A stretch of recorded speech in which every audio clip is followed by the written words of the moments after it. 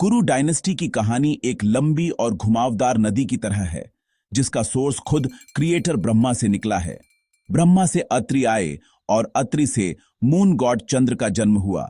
चंद्र के बेटे बुध थे, जिन्होंने इला से शादी की और उनके बच्चे पुरूरव थे।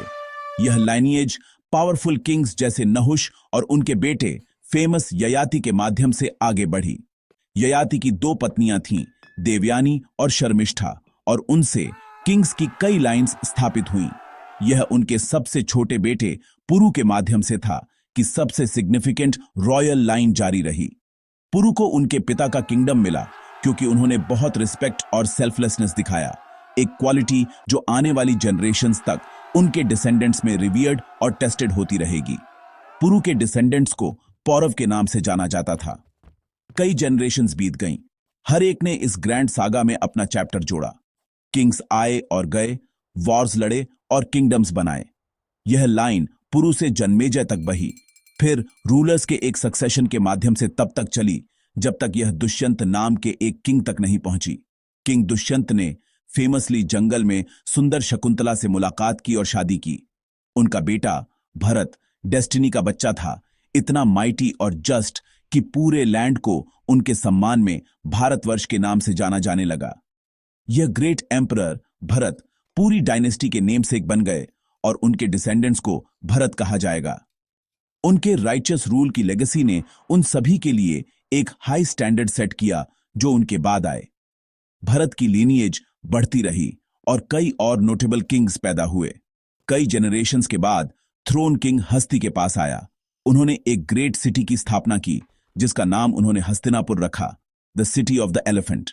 यह सिटी पावर का एपिसेंटर बन जाएगी, वह प्राइज जिसके लिए उनके डिसेंडेंट्स एक दिन एक डेवस्टेटिंग वॉर लड़ेंगे। हस्ती के बेटे विकुंठन थे और उनके बेटे अजामीढ़ थे। फैमिली ट्री ब्रांच और ग्रो होती रही। हर जनरेशन अपनी कॉम्प्लेक्सिटी और ग्लोरी में इजाफा करती रही। हस्तिनापुर का किंगडम प्रॉस्पेरिटी और स्ट्रेंथ का प्रतीक बन गया। एंशिएंट इंडिया में एक बीकन जो अलाइज और एनिमीज दोनों को अपने गेट्स की ओर खींचता था। इसकी दीवारों ने कई ग्रेट मैन के राइज और फॉल को देखा। फाइनली हस्ती के कई जनरेशन्स बाद इस इलस्ट्रियस लाइन में कुरु नाम के एक किंग का जन्म हुआ। किंग कुरु एक्सेप्शनली पायस थे और उन्होंने ग्रेट स्पिरिचुअल ऑस्टेरिटीज की। उन्होंने एक गोल्डन प्लाउ से एक बड़ा फील्ड जोता, अपनी डिवोशन से भूमि को कॉन्सिक्रेटेड किया। इस भूमि को कुरुक्षेत्र के नाम से जाना जाने लगा, द फील्ड ऑफ कुरु। उनके इमेंस स्पिरिचुअल मेरिट और फेम के कारण डायनेस्टी का नाम ही उनके नाम पर रखा गया। उस पॉइंट से हस्तिनापुर से शासन करने वाले भरतों को अधिक स्पेसिफिकली कुरु के नाम से जाना जाने लगा। यह नाम उनके इंटरनल कॉन्फ्लिक्ट के ग्रैंड एपिक से हमेशा के लिए जुड़ा रहेगा। फैमिली, ड्यूटी और डेस्टिनी की एक कहानी जो एजेस तक गूंजती रहेगी। कुरु डायनेस्टी को किंग शांतनु के रेन के दौरान एक सिग्निफिकेंट क्राइसिस का सामना करना पड़ा। वह हस्तिनापुर के एक पावरफुल रूलर थे, लेकिन उनके जीवन में एक ड्रामेटिक टर्न आया जब उन्हें गंगा द रिवर गॉडेस से प्यार हो गया। उन्होंने उनसे शादी करने के लिए इस शर्त पर सहमति व्यक्त की कि वह कभी भी उनके एक्शंस पर सवाल नहीं उठाएंगे। साथ में उनके 8 बेटे थे। हालांकि गंगा ने पहले 7 को उनके जन्म के तुरंत बाद डुबो दिया। जब 8वां बेटा पैदा हुआ तो एक हार्ट ब्रोकन शांतनु इसे और सहन नहीं कर सके और उन्हें रोक दिया। अपनी प्रॉमिस से बंधी गंगा ने खुलासा किया कि वह सेलेस्टियल बीइंग्स को एक कर्स से मुक्त कर रही थीं। फिर वह शांतनु को छोड़कर चली गईं। अपने 8वें बेटे देवव्रत को अपने साथ सेलेस्टियल रेल्म्स में ट्रेन करने के लिए ले गईं। सालों बाद देवव्रत हस्तिनापुर एक मैग्निफिसेंट और हाईली स्किल्ड प्रिंस के रूप में लौटे, कुरु थ्रोन के लिए परफेक्ट एयर। लेकिन फेट की एक और योजना थी। किंग शांतनु अब बहुत ओल्डर फिर से प्यार में पड़ गए, इस बार एक सुंदर फिशर वुमन सत्यवती से। उनके पिता the chief of the fisherman ने शादी की अनुमति देने से इनकार कर दिया जब तक कि शांतनु ने यह प्रॉमिस नहीं किया कि सत्यवती के बेटे हस्तिनापुर के थ्रोन के उत्तराधिकारी होंगे। राजा डेवस्टेटेड थे क्योंकि वह अपने वर्दी बेटे देवव्रत को डिसइनहेरिट नहीं कर सकते थे। वह अपने महल में डीप मेलंकोली की स्थिति में लौट आए। सत्यवती के लिए अपने प्यार और अपने फर्स्ट बॉर्न सन के प्रति अपने ड्यूटी के बीच फंसे हुए थे। उनका सौरो सभी के लिए स्पष्ट था।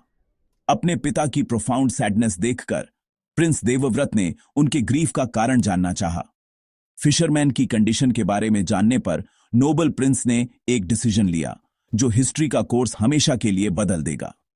वह सत्यवती के पिता के पास गए और एक ग्रेट वाव लिया। सबसे पहले उन्होंने थ्रोन पर अपने स्वयं के क्लेम को त्याग दिया, यह प्रॉमिस करते हुए कि सत्यवती का फ्यूचर सन किंग होगा। लेकिन फिशरमैन अभी भी सेटिस्फाइड नहीं था, यह चिंता करते हुए कि देवव्रत के बच्चे बाद में थ्रोन के लिए कॉन्टेस्ट कर सकते हैं।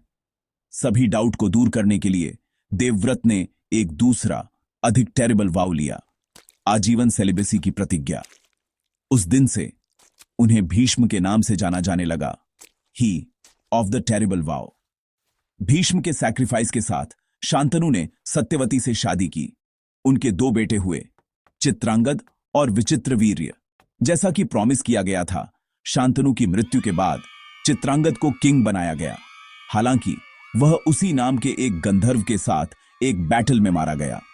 उनके छोटे भाई विचित्रवीर्य को तब थ्रोन पर बैठाया गया। भीष्म रीजेंट के रूप में कार्य करते हुए विचित्रवीर्य की शादी काशी की 2 प्रिंसेसेस अंबिका और अंबालिका से अरेंज की। लेकिन ट्रेजेडी ने कुरु लाइन को एक बार फिर मारा। यंग किंग विचित्रवीर्य बिना किसी बच्चे के पिता बने बीमारी से मर गए। हस्तिनापुर का थ्रोन एक बार फिर बिना हेयर के रह गया और कुरु डायनेस्टी का फ्यूचर प्रिकेरियसली बैलेंस में लटका हुआ था। हस्तिनापुर का सिंहासन खाली होने के कारण एक डेस्परेट क्वीन सत्यवती ने अपने प्रतिज्ञाबद्ध सौतेले बेटे भीष्म की ओर रुख किया। उन्होंने उनसे अपनी सेलिबेसी की प्रतिज्ञा तोड़ने और विचित्रवीर्य की विधवाओं अंबिका और अंबालिका के साथ बच्चे पैदा करने की भीख मांगी ताकि रॉयल लाइन जारी रहे। हालांकि भीष्म ने अपनी सेक्रेट प्रॉमिस तोड़ने से इनकार कर दिया, चाहे कुछ भी कीमत चुकानी पड़े। वह दृढ़ रहे, अपने धर्म को सबसे ऊपर रखा। इस रिफ्यूजल का सामना करते हुए सत्यवती ने अपने पास्ट से एक सीक्रेट का खुलासा किया। शांतनु से शादी करने से पहले उनका महान आर्षि पराशर के साथ एक बेटा था। यह बेटा कृष्ण द्वैपायन था, जिसे व्यास के नाम से भी जाना जाता है, वेदों के कंपाइलर और इमेंस स्पिरिचुअल पावर वाले व्यक्ति। वह मदद के लिए परफेक्ट कैंडिडेट थे। सत्यवती ने व्यास को हस्तिनापुर बुलाया और डायर सिचुएशन समझाई। उन्होंने उनसे नियोग की प्रथा करने का अनुरोध किया, एक कस्टम जहां एक पुरुष को परिवार की लाइन जारी रखने के लिए एक विधवा के साथ बच्चे पैदा करने के लिए नियुक्त किया जाता है। व्यास ने अपनी मां के प्रति अपने ड्यूटी के कारण सहमति व्यक्त की। वह सबसे पहले बड़ी क्वीन अंबिका के कक्ष में गए। हालांकि वह उनके फियर्स एस्थेटिक अपीयरेंस से डर गई और अपने यूनियन के दौरान डर के मारे अपनी आंखें बंद कर लीं। परिणाम स्वरूप उनका बेटा धृतराष्ट्र अंधा पैदा हुआ। यह अंधापन सिर्फ फिजिकल नहीं था, इसे एक साइन के रूप में देखा गया, एक मेटाफॉर उस मॉरल ब्लाइंडनेस के लिए जो बाद में उनके रेन और एक्शंस को परिभाषित करेगा। इसके बाद व्यास को छोटी क्वीन अंबालिका के पास भेजा गया। अपनी बहन के एक्सपीरियंस को याद करते हुए अंबालिका ने अपनी आंखें बंद नहीं की, लेकिन वह डर से पीली पड़ गई। परिणाम स्वरूप उनका बेटा पीला पैदा हुआ और उसका नाम पांडु रखा गया, जिसका अर्थ है द पेल वन। हालांकि वह हेल्थी और स्ट्रांग था, उसकी पेलनेस को भी एक साइन के रूप में नोट किया गया। सत्यवती इस बात से निराश थीं कि कोई भी बच्चा फ्लॉलेस एयर नहीं था। उन्होंने व्यास से अंबिका के साथ एक बार फिर कोशिश करने के लिए कहा, लेकिन अंबिका आर्षि का फिर से सामना करने से बहुत डर गई। उसने अपनी मेड सर्वेंट को अपनी जगह भेज दिया। मेड रिस्पेक्टफुल और काम थी। उसने एक बुद्धिमान और हेल्थी बेटे को जन्म दिया जिसका नाम विदुर था, जो धर्म और जस्टिस का एम्बॉडीमेंट बनकर बड़ा हुआ। जब राजकुमार बड़े हुए तो उत्तराधिकार का सवाल एक बार फिर उठा। परंपरा के अनुसार सबसे बड़े बेटे धृतराष्ट्र को किंग होना चाहिए था। हालांकि किंगडम के कानूनों में कहा गया था कि फिजिकल डिसेबिलिटी वाला व्यक्ति शासन नहीं कर सकता। उनकी ब्लाइंडनेस एक डिस्क्वालिफिकेशन थी। इसलिए रॉयल काउंसिल ने भीष्म और विदुर के मार्गदर्शन के साथ यह फैसला किया कि छोटे भाई पांडु को किंग बनाया जाएगा। पांडु स्ट्रांग थे, वॉरफेयर में स्किल्ड थे और एक केपेबल रूलर के सभी क्वालिटीज रखते थे। यह फैसला हो गया और उनके कोरोनेशन की तैयारियां शुरू हो गईं, एक इवेंट जो कुरु सागा के अगले चैप्टर के लिए मंच तैयार करेगा।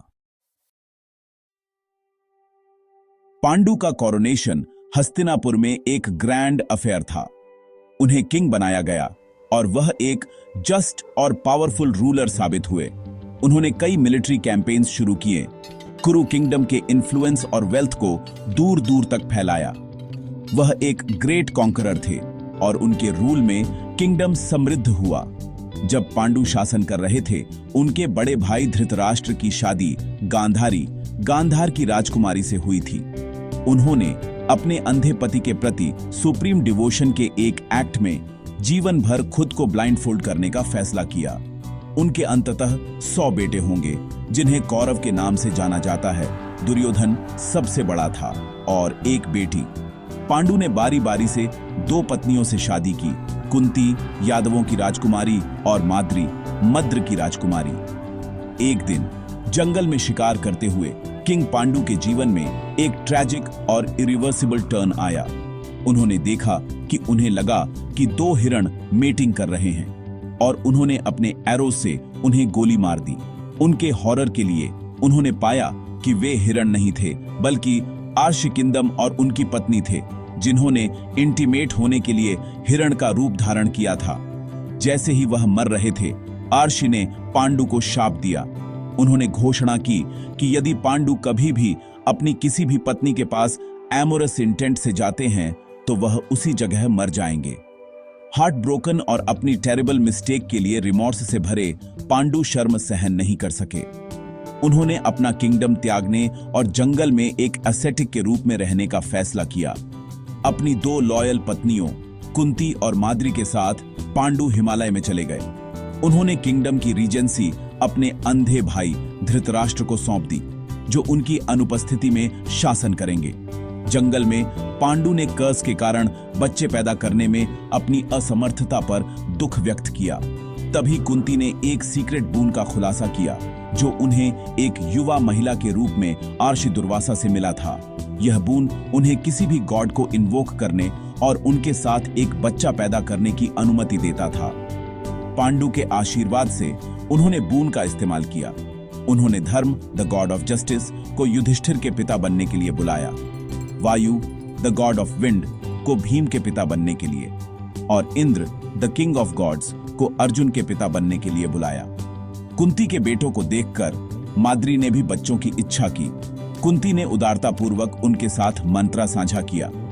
माद्री ने अश्विनी डिवाइन ट्विन हॉर्समैन को इन्वोक किया और जुड़वा बेटों नकुल और सहदेव को जन्म दिया।